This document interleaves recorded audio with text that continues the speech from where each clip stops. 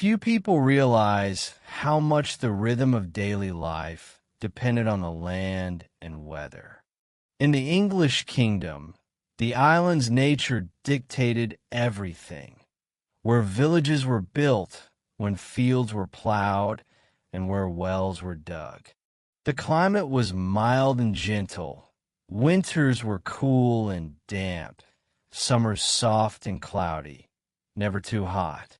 Rain fell almost every day, quietly reminding everyone that the land always demanded attention. Imagine rolling green hills with slow rivers and streams weaving between them. The southern lands offered rich, soft soil for growing grains. In the central regions, pastures were perfect for sheep and cattle. In the north, the ground was heavier and cooler, yet people adapted, observing every patch of soil, every crack, every blade of grass. Everything followed the natural rhythm, and people moved gently within this quiet order. The forests also had their own story. They were not distant or wild, but bordered homes and fields, providing wood for building, sheltering from winds, and forming a familiar backdrop for daily life. Every walk for firewood or berries became a small ritual. Sunlight filtered through the branches, and the soft rustle of leaves accompanied the first steps of the day. Rivers flowed calmly, almost lazily, their waters used for washing, watering livestock, and powering simple mills. Wells provided cool water, with a faint earthy taste that people had grown accustomed to. Every sound of water, every soft whisper of the wind, made time here feel slower, more deliberate. The weather rarely surprised anyone. Droughts or harsh frosts were exceptions. Usually, mist, light rain, and soft sunlight set the pace of the day. People worked without hurry, listening to nature, taking breaks when needed. This steady rhythm created a sense of safety and predictability. The change of seasons was gradual. Spring arrived with gentle dampness and the first green shoots. Summer passed evenly and quietly.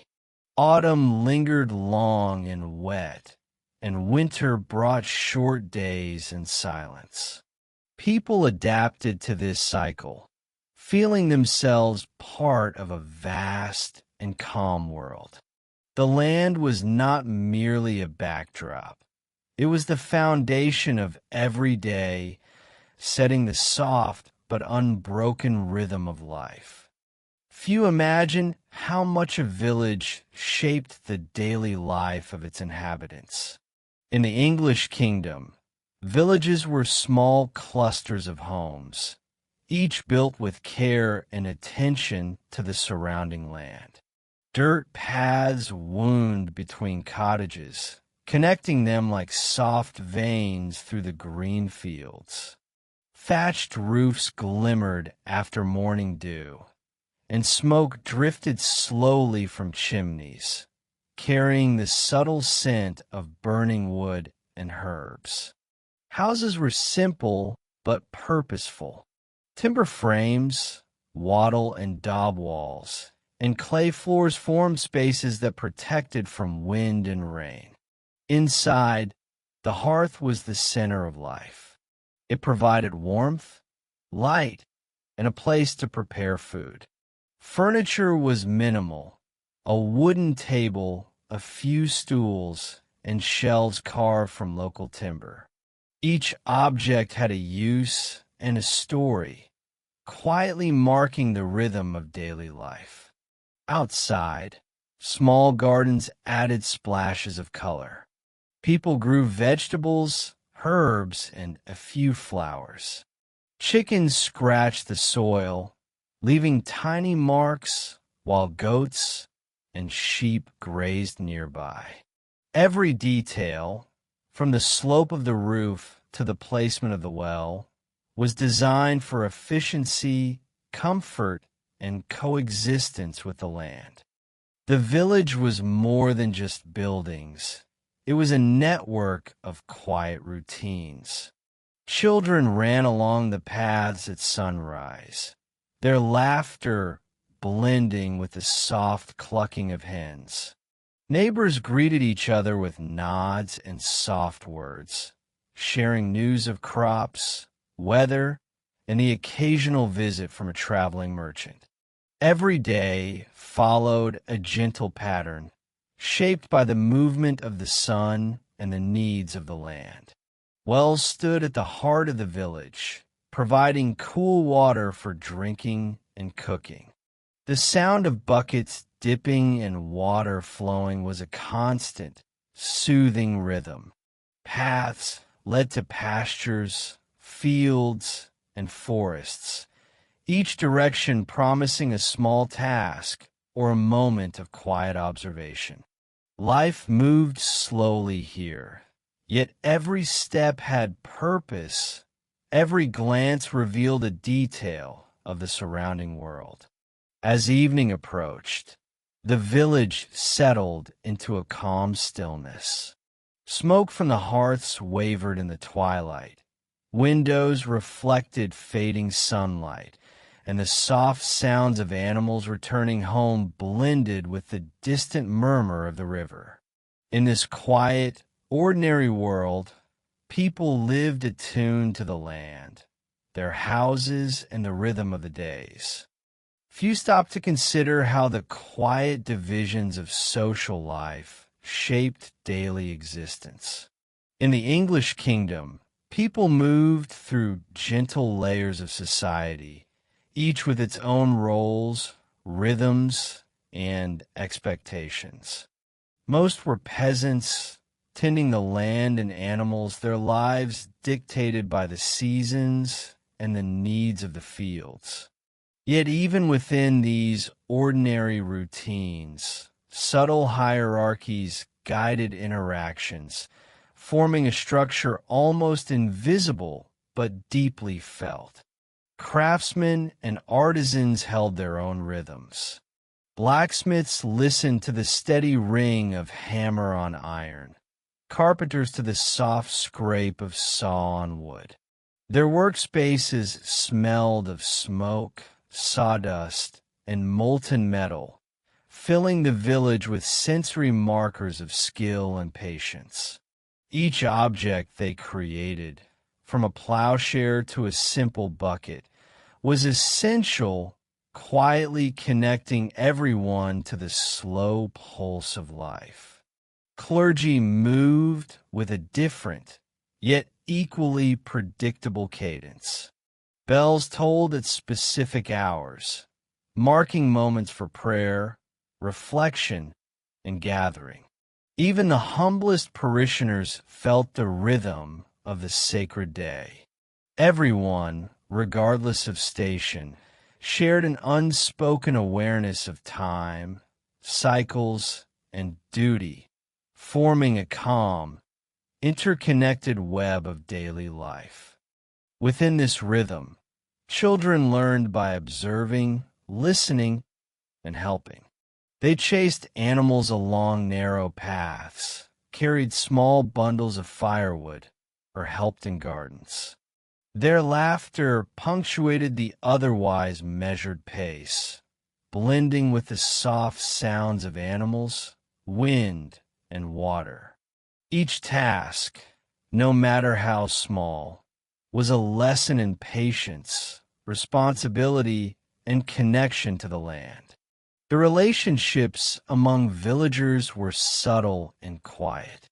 Greetings were soft, conversations gentle, often about crops, weather, or the smallest events that shaped the day.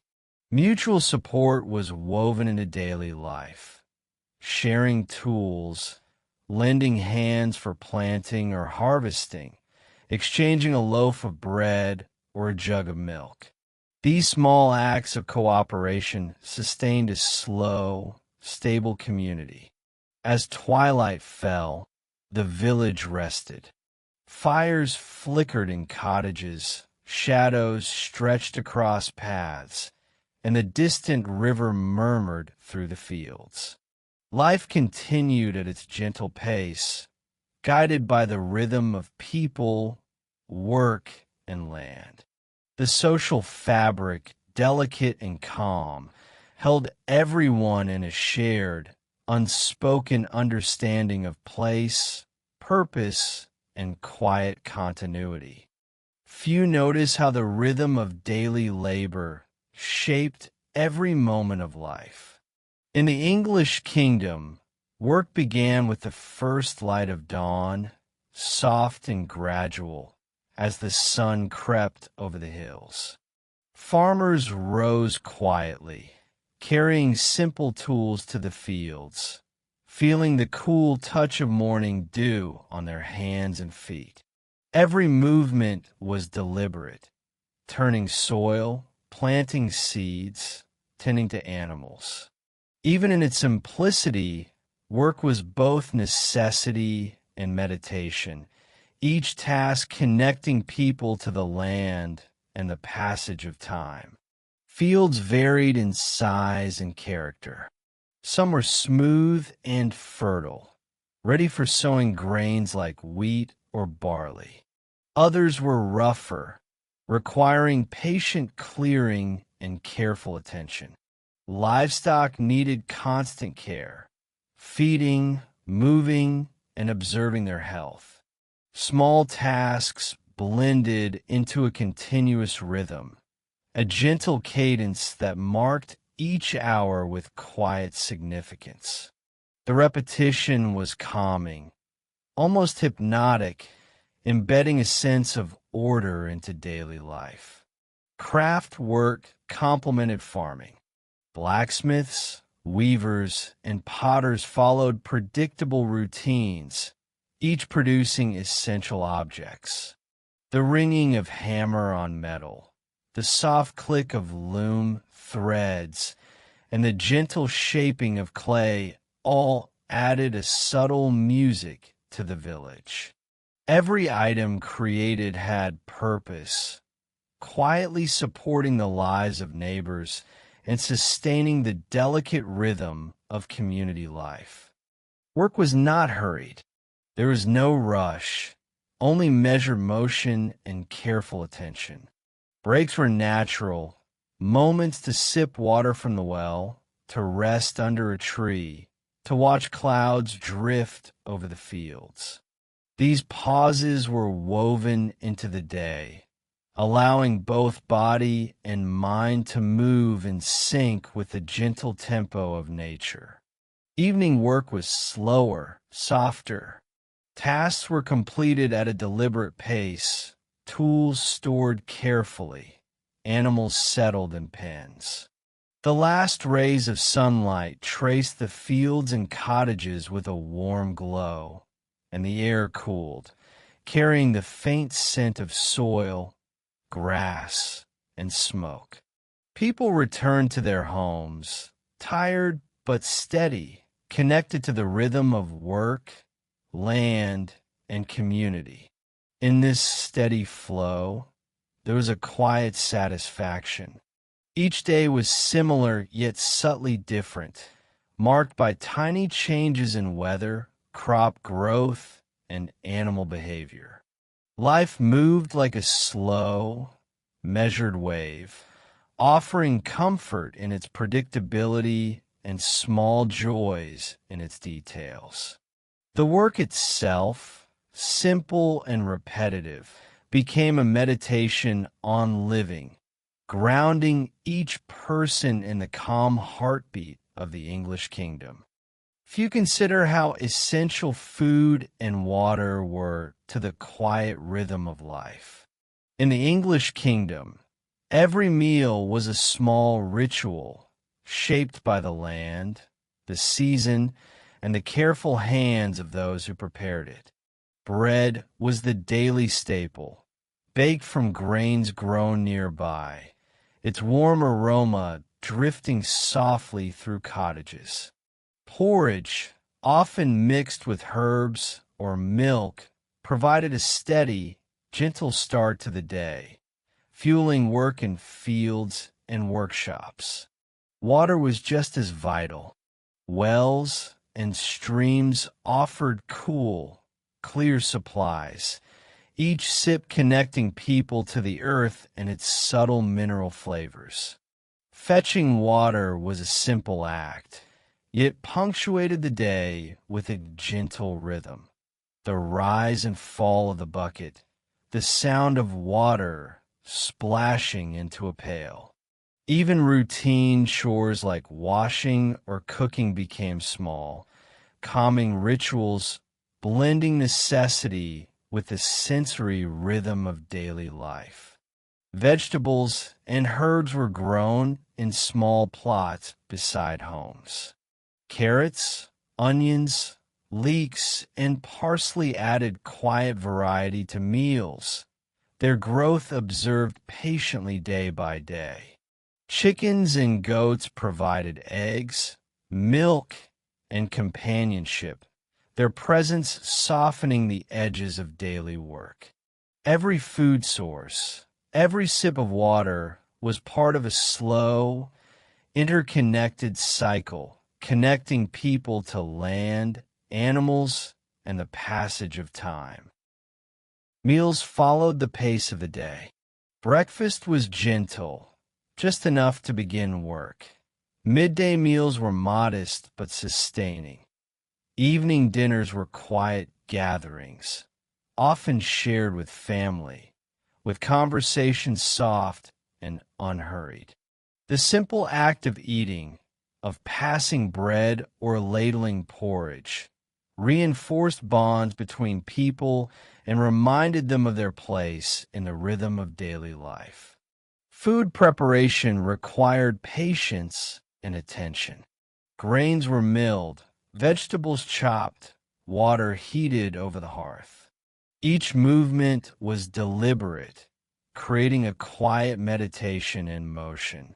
The smell of baking bread, the hiss of porridge on the fire, and the steady bubbling of water formed a background symphony that marked the flow of the day.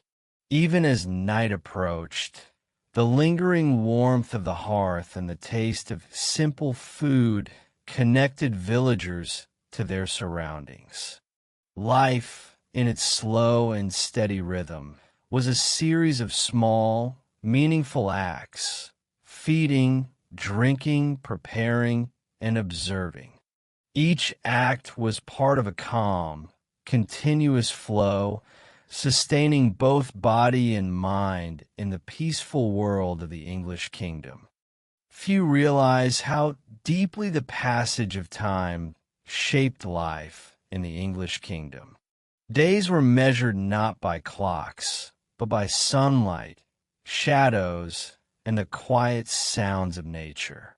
The rising sun marked the start of labor, its gentle light touching fields, cottages, and forests.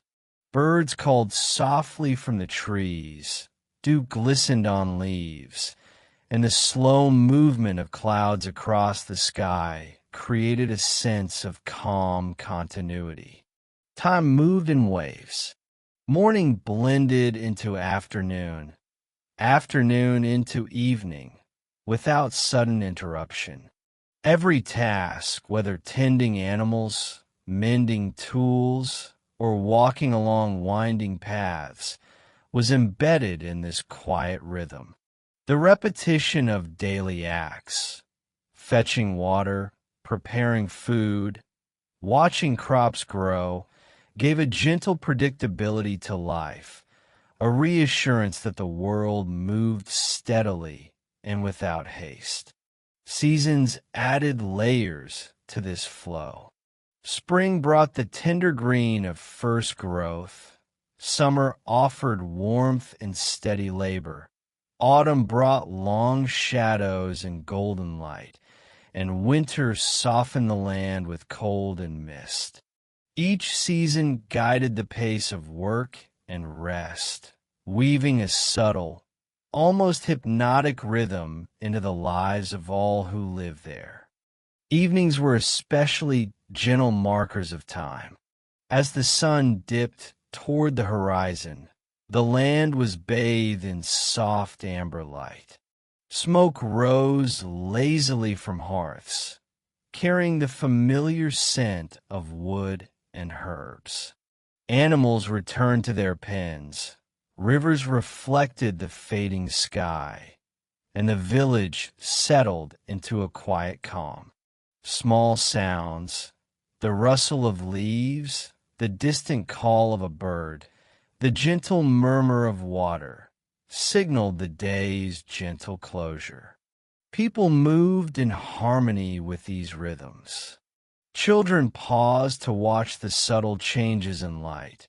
Adults completed their chores with care, and all prepared for the rest that night would bring. The passage of time was not hurried or demanding.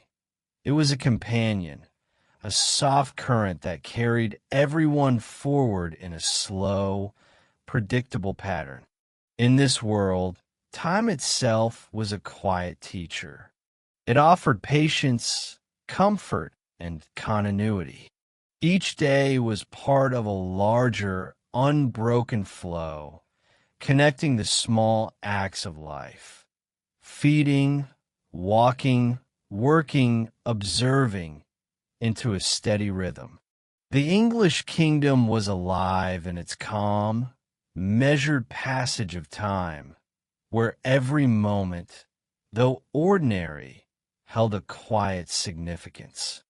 Few notice how evening transforms the English kingdom into a realm of quiet reflection. As the sun sinks behind rolling hills, the light softens, casting long, gentle shadows across fields and cottages. Smoke rises from hearths in slow, curling streams, carrying the subtle scent of burning wood and cooked grains. The world seems to pause, as if taking a deep, collective breath, preparing for the calm of night.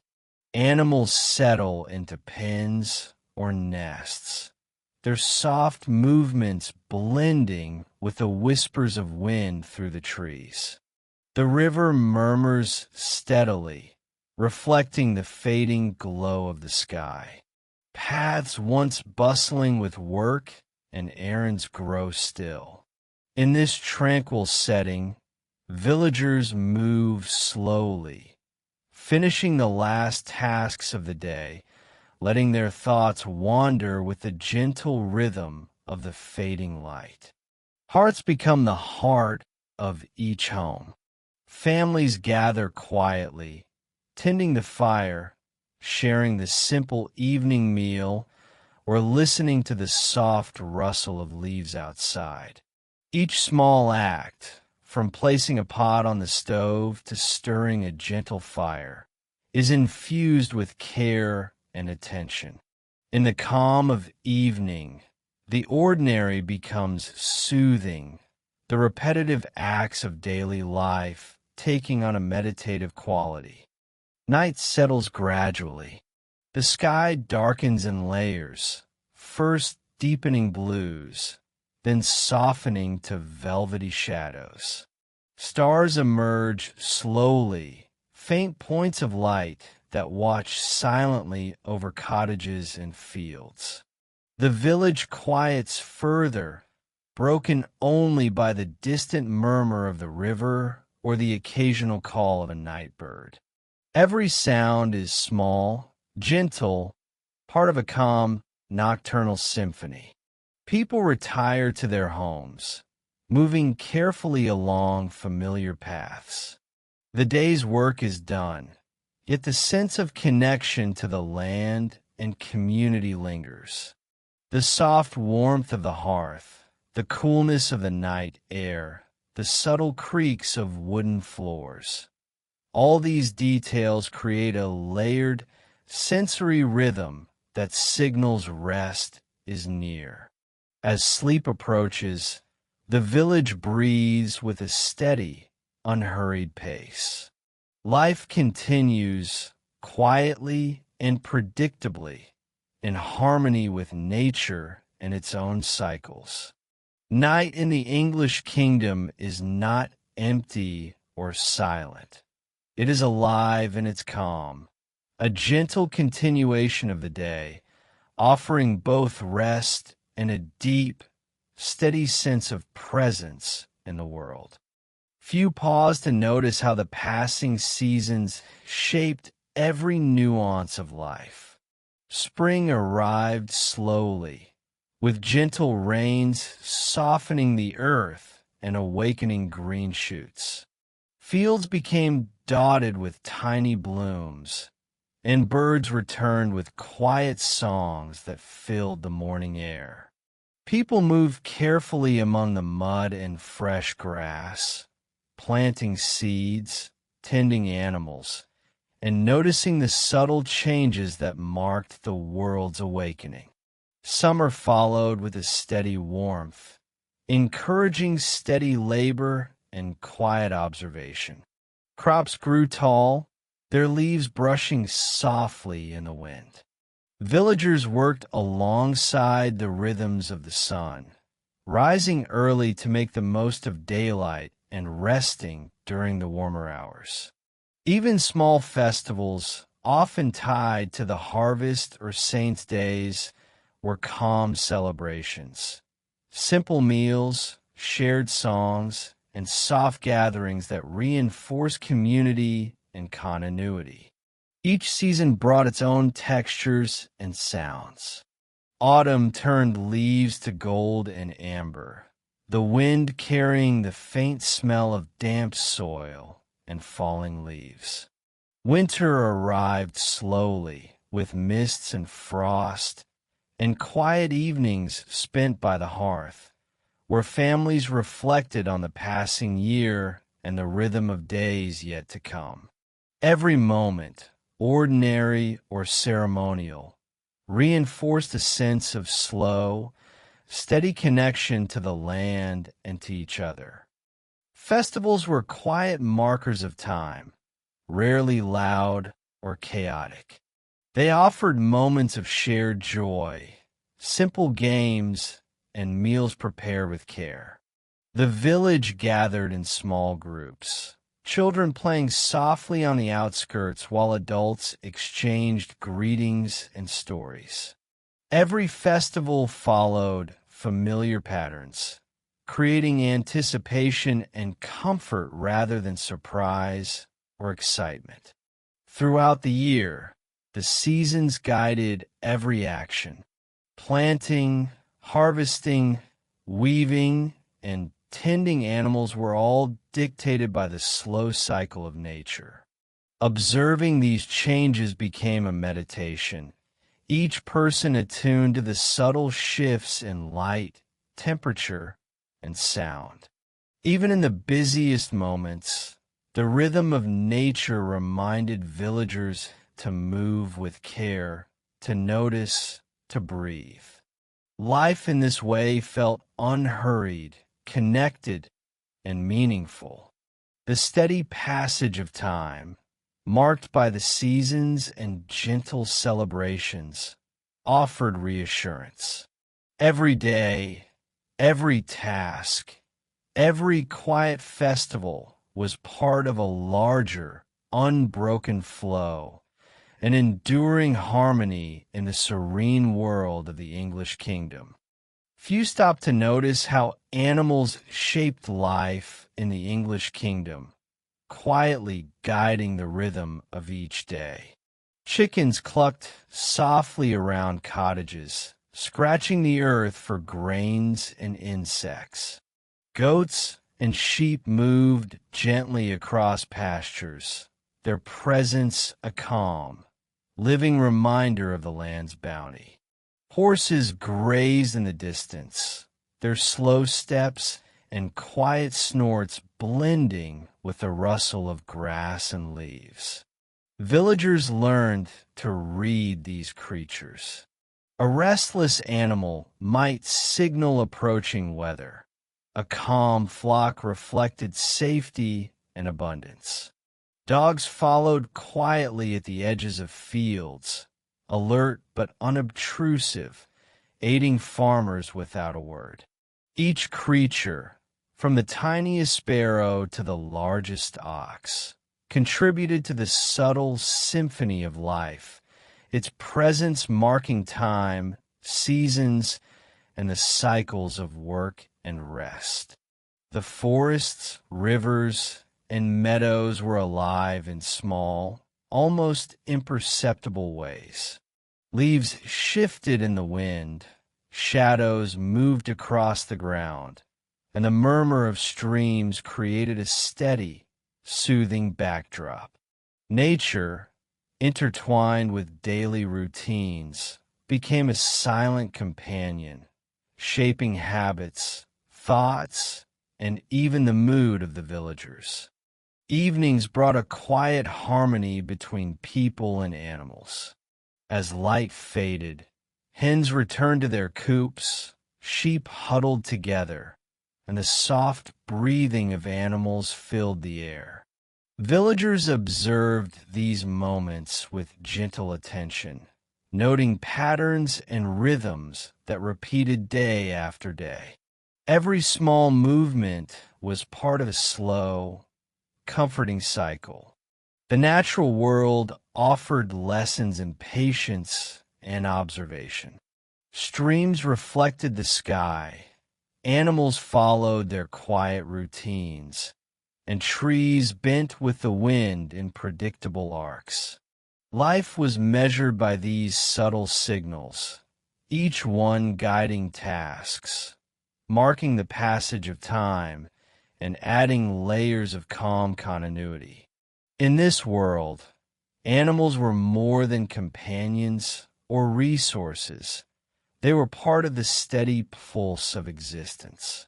Their quiet presence, the soft sounds of nature, and the slow flow of daily life created a meditative rhythm. Villagers moved within it like threads woven into a vast, gentle tapestry, connected to the land, the creatures, and the endless, soothing cycles of the English kingdom. Few notice how the sky itself shaped life in the English kingdom, quietly dictating moods, actions, and rhythms. Clouds moved slowly across soft blue expanses, casting gentle shadows over fields and cottages. The sun rose and fell in predictable arcs, its light warming the earth and guiding daily routines. Mist lingered in valleys, curling around trees and rivers, creating a soft veil that made the world feel hushed and private. Rain was not just water. It was a signal, a gentle punctuation of time. The sound of droplets pattering on thatched roofs or dripping from leaves marked hours without urgency, allowing work to slow or pause. People observed the color of clouds, the scent of wet earth, and the quiet movements of birds, interpreting subtle cues that guided planting, harvesting, and daily chores. Even winds had their voice. A soft breeze carried the scent of grass, herbs, and distant forests, hinting at changes in the day or approaching weather. Gusts moved leaves in gentle dances, bending wheat and barley in slow waves, teaching villagers patience and attentiveness in quiet, almost hypnotic ways. Twilight revealed the sky in softer tones, gradually deepening into rich purples and blues. Stars emerged slowly, their faint points of light providing a silent rhythm, marking the night. The moon's gentle glow reflected on rivers and fields, adding calm luminescence to the village. Villagers often paused to notice these subtle changes, feeling the continuity of day into night. Weather and sky were constant companions, shaping every task without force or urgency. Mist, rain, wind, and sunlight guided work, play, and rest. Even minor shifts, a cloud passing too slowly, a sudden gust, became lessons in patience and awareness. Each day offered a gentle narrative, composed by nature itself, flowing predictably, yet always slightly different.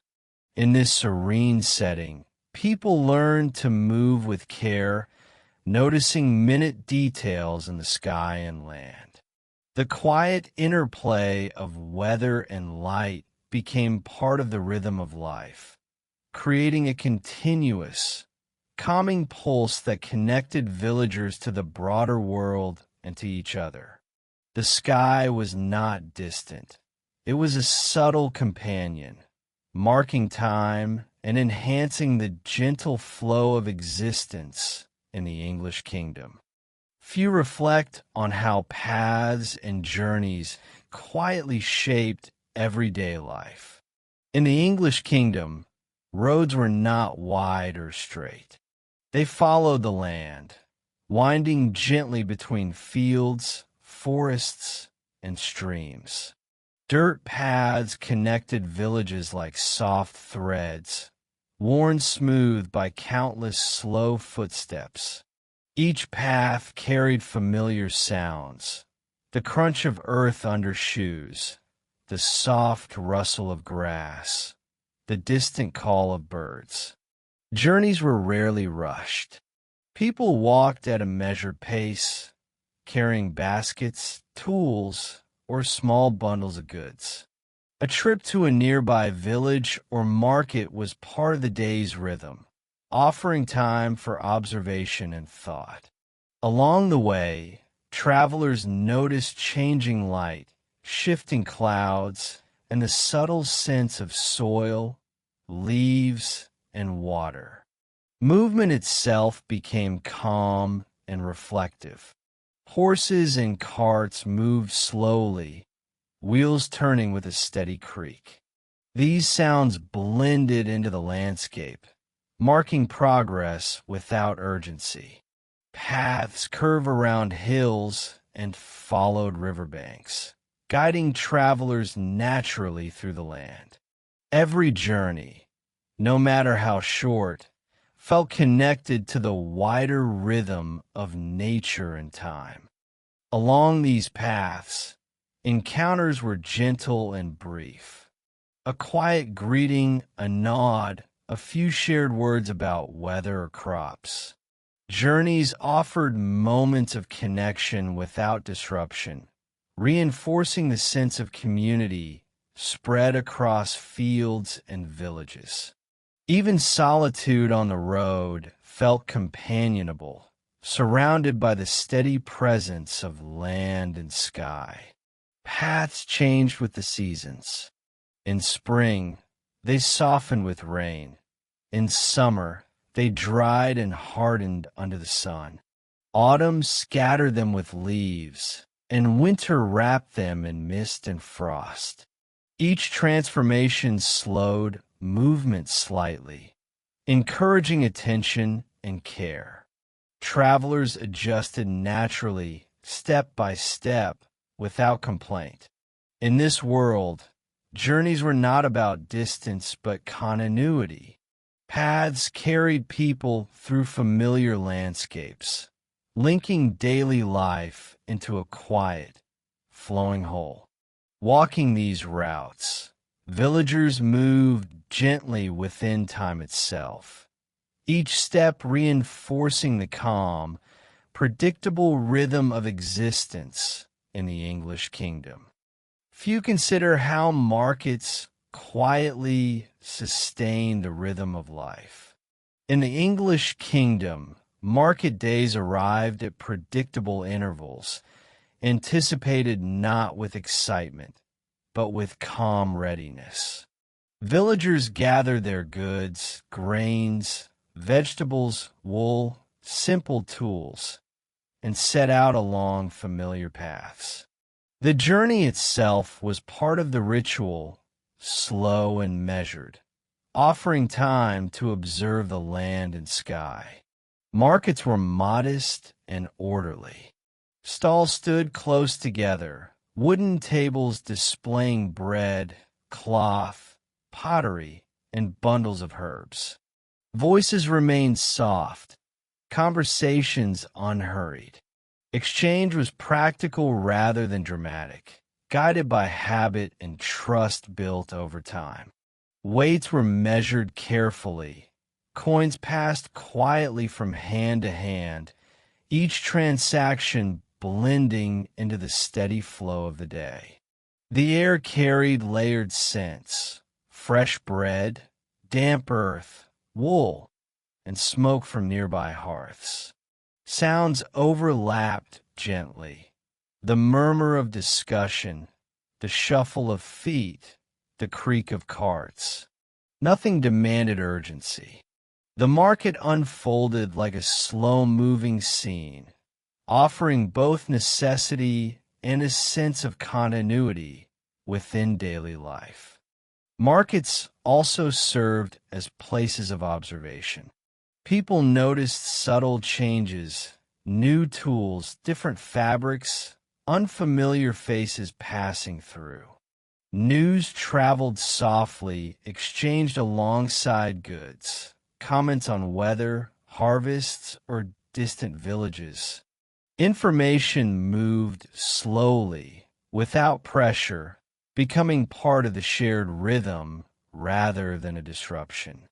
Trade extended beyond goods. Skills and knowledge were exchanged quietly, through observation and brief conversation. A craftsman might study a new technique.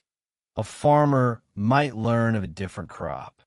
These small transfers accumulated over time, gently shaping daily practices without sudden change. As the market day ended, stalls were dismantled, goods packed away, and paths gradually emptied. Villagers returned home at an easy pace, carrying what they needed. The market dissolved back in a quiet routine, leaving behind a sense of balance. Exchange, like all things, was woven calmly into the larger rhythm of life in the English kingdom. Few paused to notice how home life quietly shaped every day. In the English kingdom, the household was the center of routine, warmth, and continuity. Homes were shared spaces where family members moved together through familiar patterns. The hearth glowed softly, offering heat and light, while shadows danced gently across wooden walls and simple furnishings. Family life unfolded without hurry. Mornings began with quiet preparation, evenings with shared meals and calm conversation. Tasks were divided naturally. Some tended the fire, others prepared food, mended clothing, or cared for animals nearby. These actions repeated daily, creating a comforting rhythm that anchored each person to the household. Children learned by watching and helping. They followed adults closely, copying movements, carrying small items, and absorbing the routines of daily life. Laughter appeared briefly, then faded into the steady hum of activity. The home was not loud or busy. It was a place of gentle motion and familiar sounds, offering stability in a changing world. Evenings brought families together more closely. As work ended, people gathered near the hearth, sharing simple food and quiet moments. Stories were told softly, often repeated, their familiarity adding comfort rather than excitement. The fire crackled steadily, marking time in small, glowing pulses. Night routines were predictable. Bedding was prepared, doors secured, and the household settled into stillness. The warmth of shared space, the faint sounds of breathing, and the creak of wood created a layered sense of safety. Sleep arrived gently, guided by habit rather than intention. Home life, in its simplicity, formed the foundation of everything else.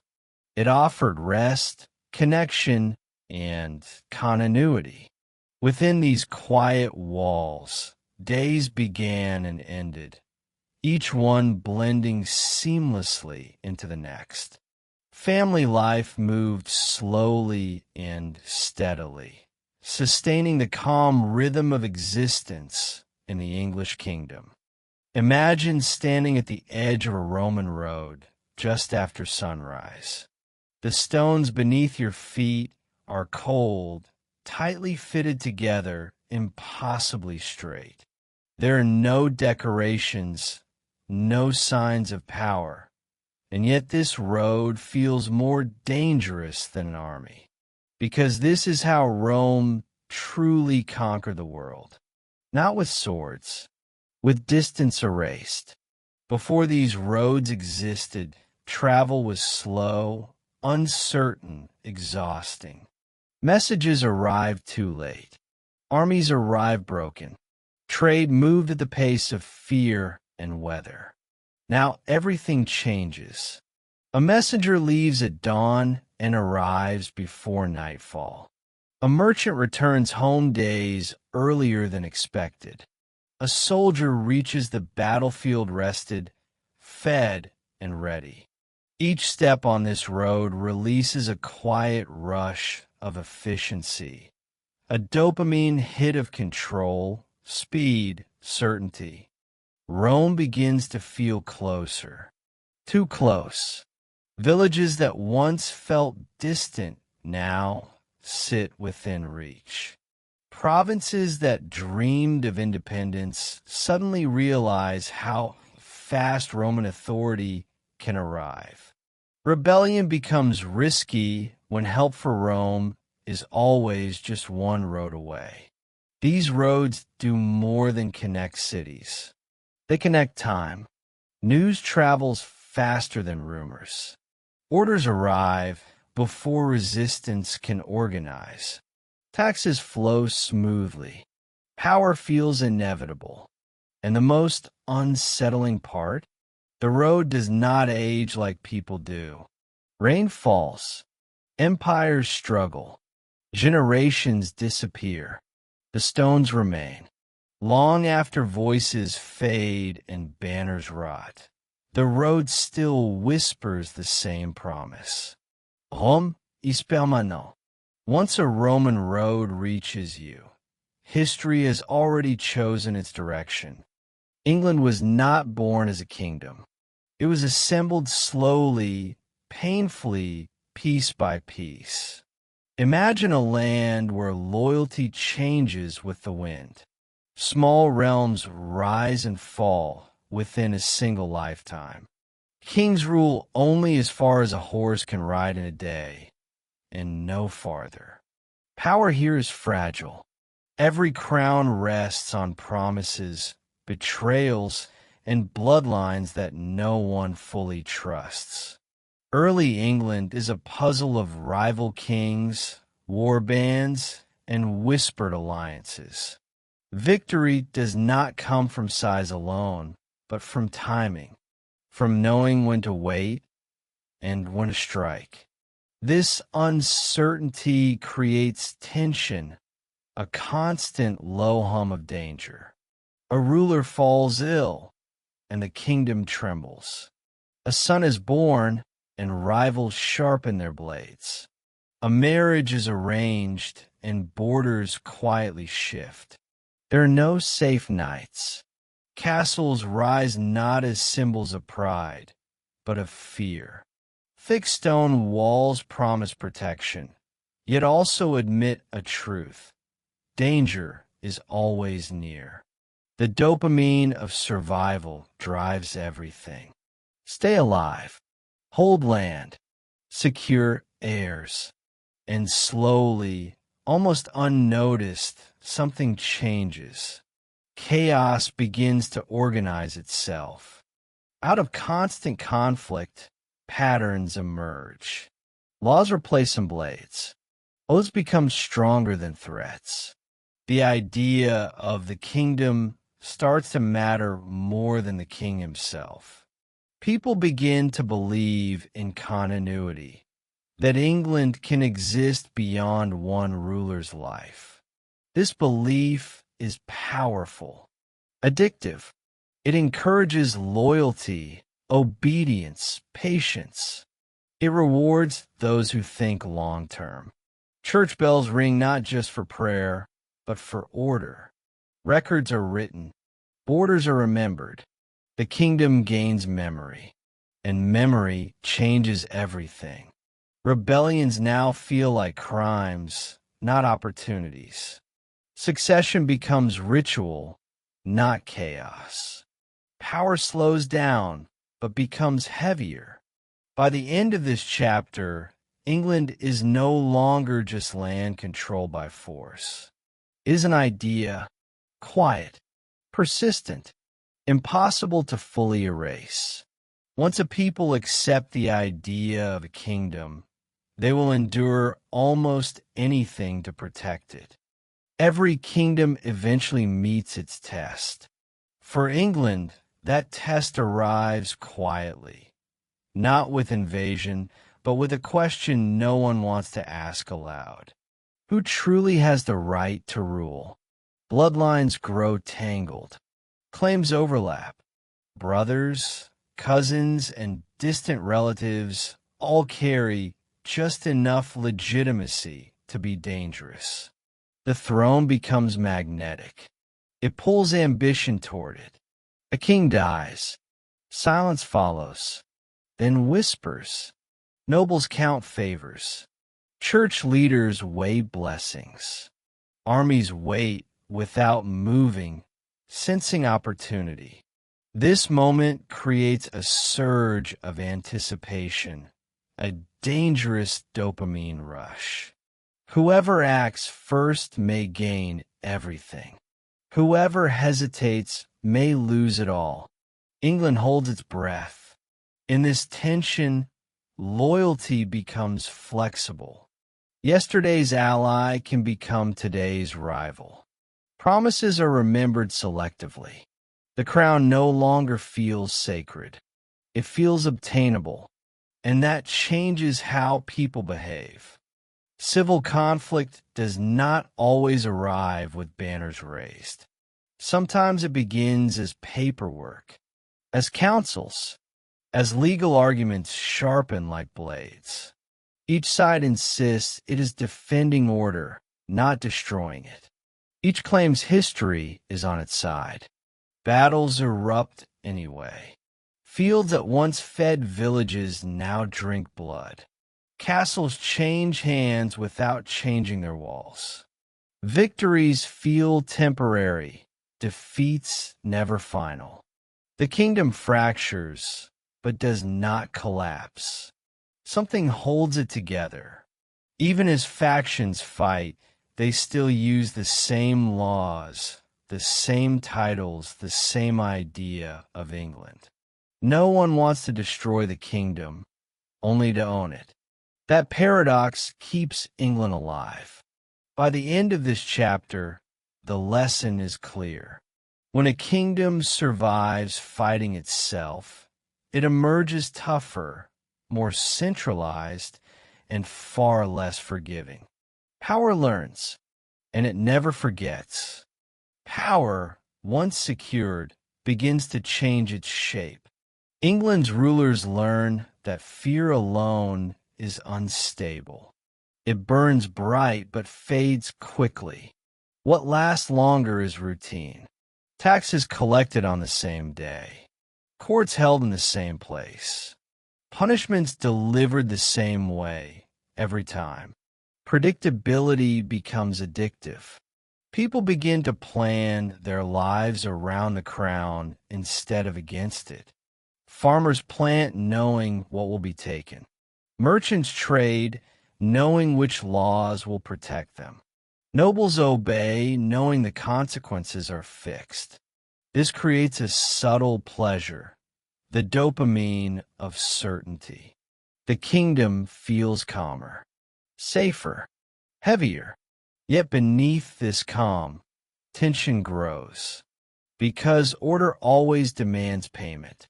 More records, more officials, more rules. Power no longer watches from a throne. It watches from paper, from seals, from signatures. England becomes quieter and far more controlled. With structure comes distance. The king is no longer just a man seen on horseback. He becomes a symbol, spoken of more than seen. Authority flows through others, sheriffs, judges, clerks. Blame travels downward. Obedience travels upward. This system protects the crown, but also isolates it. Mistakes multiply quietly.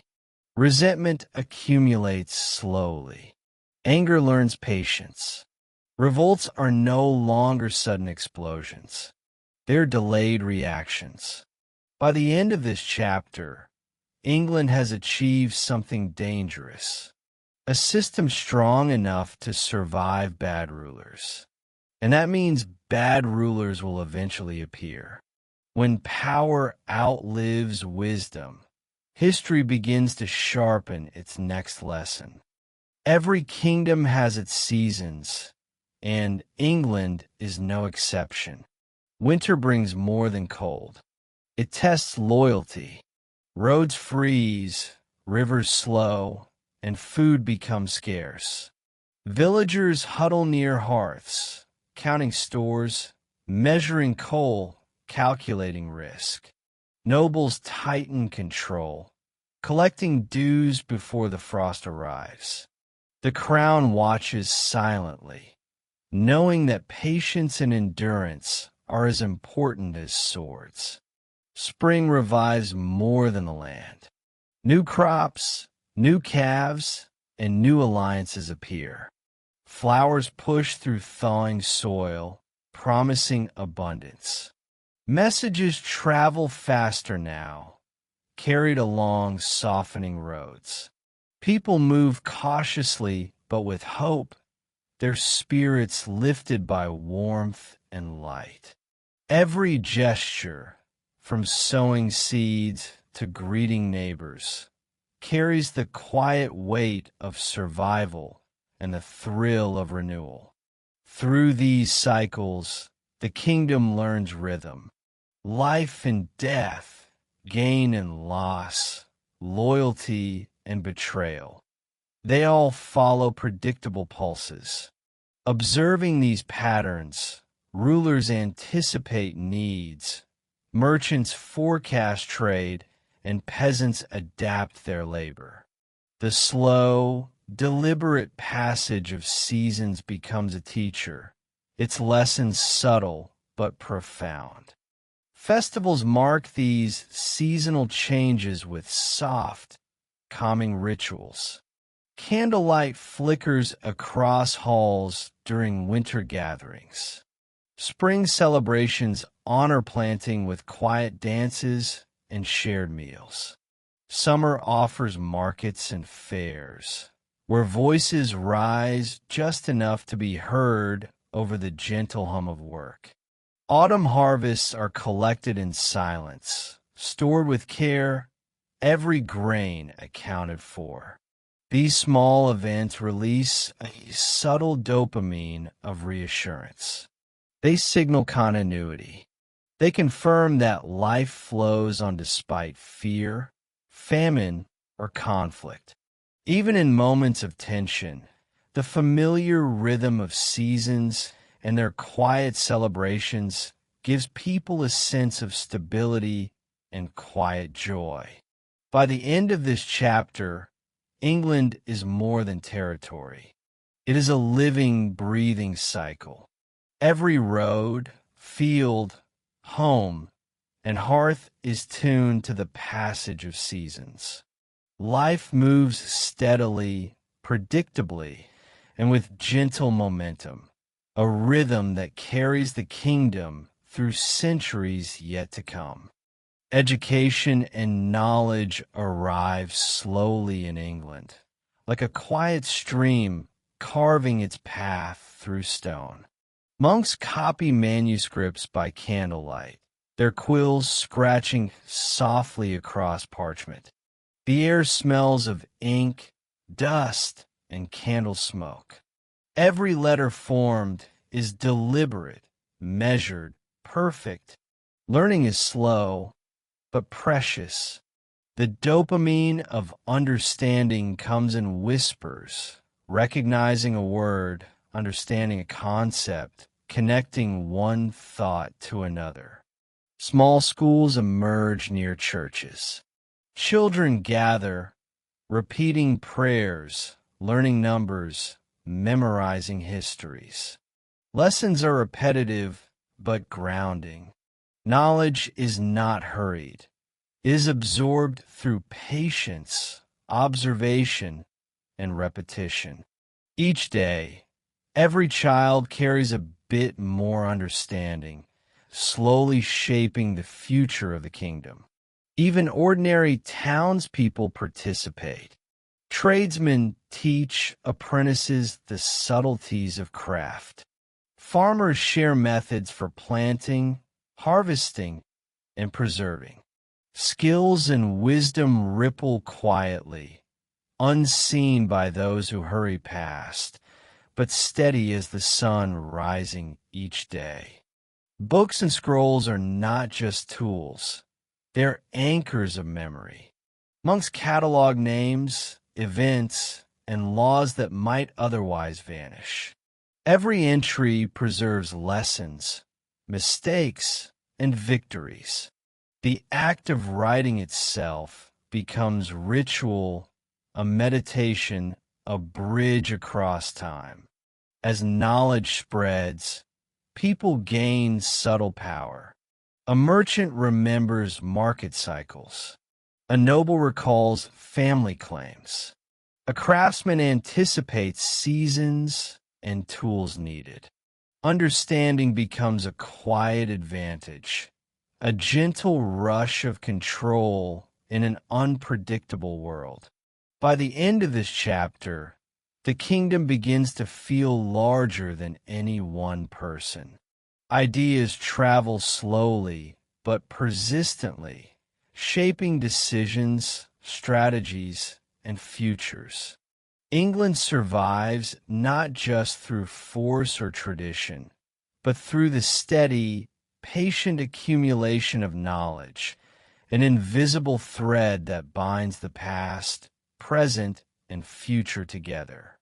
Trade is the quiet engine of England, humming beneath the surface of everyday life. Rivers and roads carry goods, wool from the hills, grain from fertile fields, salt from distant coasts. Merchants move at a deliberate pace, their carts creaking under weight, the smell of earth and produce blending into a familiar perfume. Every transaction is small but meaningful, a loaf of bread, a bolt of cloth, a measure of grain. Yet each contributes to the rhythm of the kingdom. Markets are predictable.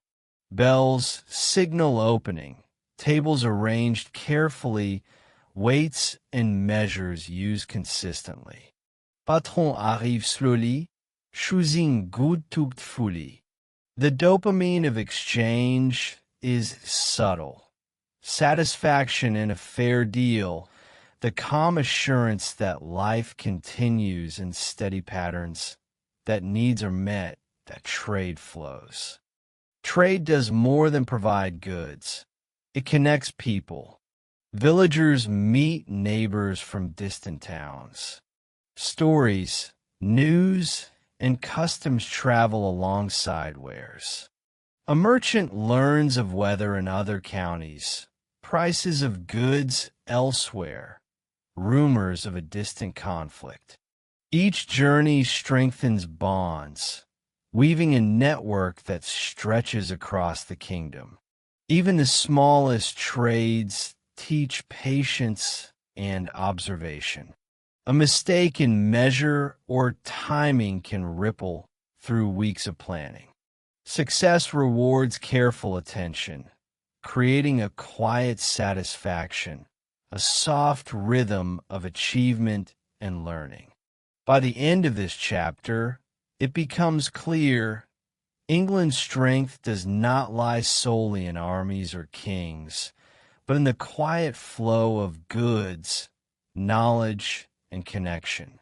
Trade moves steadily, predictably, and reliably, binding villages, towns, and cities into a living, breathing kingdom that endures. Religion shapes England in subtle, powerful ways. Churches rise on hills and in valleys, their spires pointing toward the sky. Inside, the air is thick with incense and candle smoke, soft prayers drifting like quiet music. Monks chant in low, rhythmic tones, their voices harmonizing with the creak of wooden floors and the occasional murmur of villagers. Faith guides routines. Bells signal time for work, prayer, and rest. Lent, feast days, and holy seasons mark the calendar, creating a predictable rhythm. The dopamine of ritual is gentle but persistent, a sense of order, safety, and belonging. People know what to expect, and that certainty calms hearts in an unpredictable world. Religion also organizes power and memory. Records of births, marriages, and deaths are kept in parish books. Lessons of morality, law, and behavior are reinforced through sermons. Clergy serve as guides, mediators, and sometimes advisors to nobles. The rhythm of faith shapes decisions and actions across the kingdom. Even those who do not attend church feel its influence. Festivals, processions, and rites touch every life, linking people to one another and to tradition. Faith becomes both anchor and compass, providing structure, comfort, and continuity. By the end of this chapter, England has gained more than devotion. It has a shared framework, a quiet network of understanding and belief that binds individuals, families, and communities together, strengthening the kingdom in ways armies alone never could. Warfare in England is as much about patience as it is about swords. Battles are rare but decisive. Armies move slowly, guided by the terrain, the seasons, and the whims of leaders. Fortifications rise on hills, guarding villages and roads. A single skirmish can alter loyalties for years, making every step, every decision deeply consequential. Soldiers are not always heroes. They're observers of strategy. Each march, each campfire conversation, each watchful night patrol carries lessons about timing, loyalty, and survival. The dopamine of anticipation hums quietly, the awareness that a single misstep can shift power entirely. Wars also shape daily life beyond the battlefield. Farmers adjust planting schedules. Merchants change routes. Families monitor rumors, learning which areas are safe and which are not. Even in times of calm, the threat of conflict guides behavior, teaching vigilance, patience, and adaptability. Over generations, England learns that power is not won in a single fight, but maintained through steady observation, careful alliances, and the quiet accumulation of experience. Battles may flare, but the rhythm of preparation and adaptation persists, a constant, meditative pulse beneath the surface of life. By the end of this chapter, the kingdom has internalized a profound lesson. Survival depends not just on strength, but on patience, foresight, and the subtle art of watching and waiting. Religion and culture quietly weave the fabric of England. Monasteries, cathedrals, and parish churches rise in every village and town. Their walls contain more than stone. They hold memory, learning, and guidance. Monks and clergy copy manuscripts, teach children, and offer counsel to rulers. Every ritual, every prayer, every recorded event reinforces continuity. The dopamine of familiarity hums softly through daily life. Bells toll for work, worship, and rest. Festivals mark planting and harvest. Shared songs and prayers tie people together, offering reassurance that life follows a predictable rhythm. Even outside sacred walls, culture shapes action and thought. Stories are told at firesides, passing wisdom and history from one generation to the next. Music, craft, and local customs create cohesion among villages.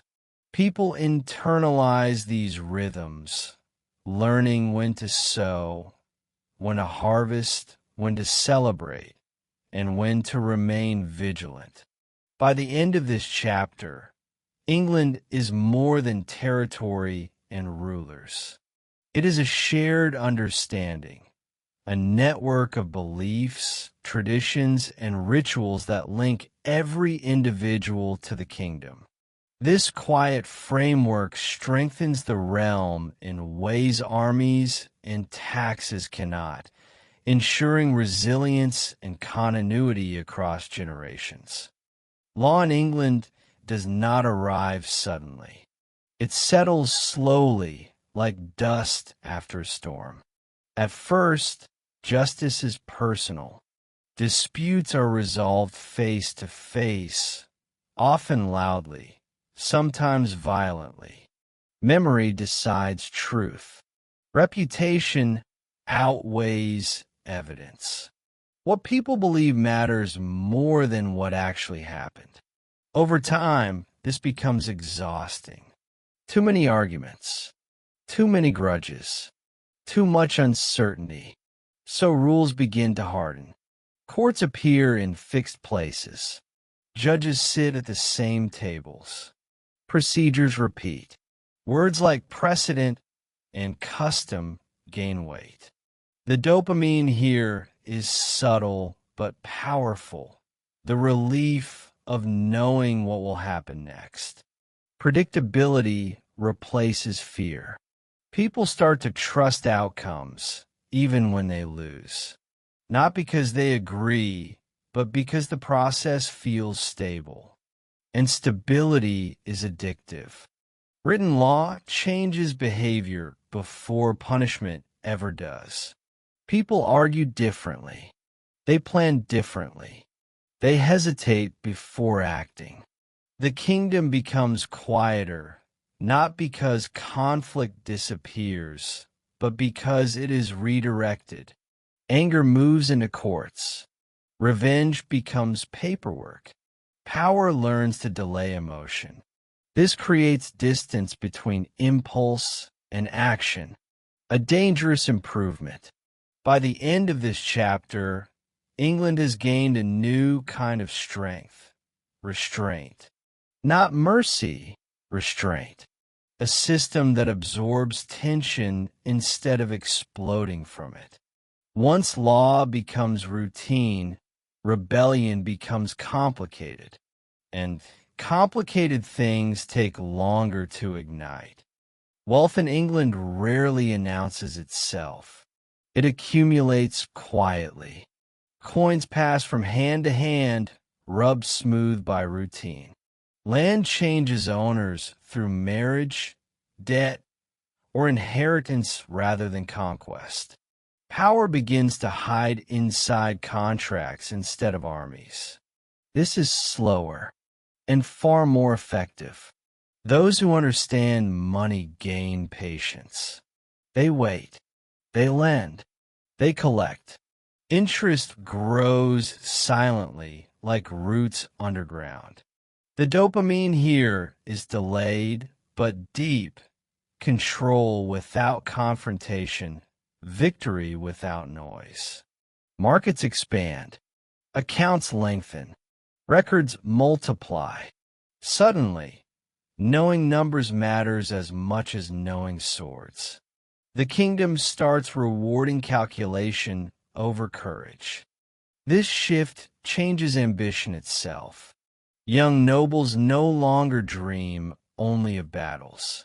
They dream of estates, rents, favorable marriages. Merchants plan years ahead, not days.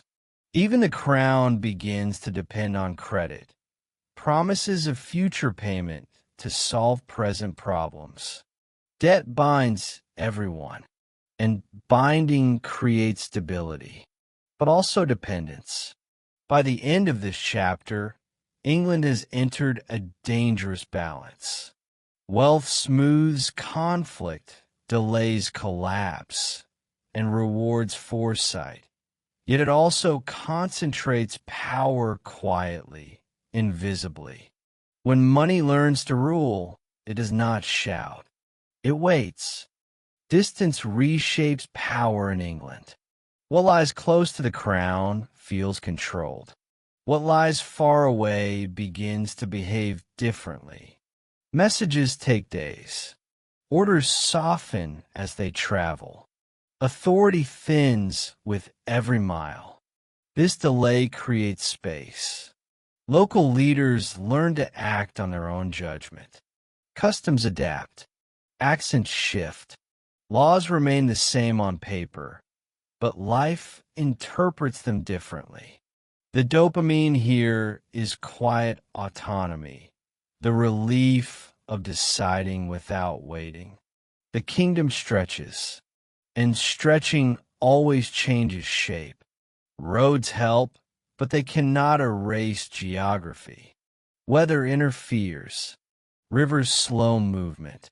Mountains resist control. Distance becomes a teacher, reminding rulers that power is never instant. England learns to negotiate with itself. To manage distance, delegation grows. Sheriffs, reeves, and local courts gain authority. The crown allows flexibility, not out of kindness, but necessity. Control becomes layered, firm at the center, adaptable at the edges. This system works. For a time, people begin to feel both governed and independent, loyal, yet self-reliant.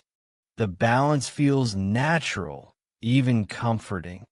But distance also stores tension. When decisions from the center finally arrive, they sometimes clash with local reality.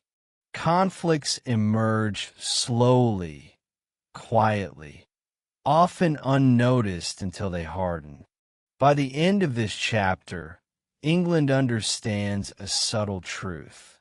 A kingdom can rule land, but it must listen to distance. Tradition begins as habit, then hardens into expectation. In England, customs repeat until they feel inevitable. The same ceremonies, the same phrases, the same gestures of loyalty. People perform them without thinking, and that is their power. Routine creates comfort. Comfort creates trust. Coronations follow patterns older than memory. Oaths are spoken in familiar words. Even rebellion borrows the language of loyalty. The dopamine here is reassurance, the calm of knowing your role, your place, your script. Tradition slows time. Change becomes difficult not because it is forbidden, but because it feels wrong. People hesitate. They compare the present to the past. They wait for permission that never formally existed. And so the kingdom stabilizes itself through repetition. But tradition also resists reality. When conditions shift, climate, wealth, population, old habits strain. What once protected now restricts. What once unified now excludes. Pressure builds quietly. Some push for reform. Others cling harder to the old ways. Both believe they are preserving England. By the end of this chapter, the tension is clear. Tradition gives the kingdom its spine, but too much rigidity risks fracture. Stability and stagnation stand uncomfortably close. When a society relies on habit to feel safe, change must arrive carefully, or not at all. Crisis rarely announces itself with noise.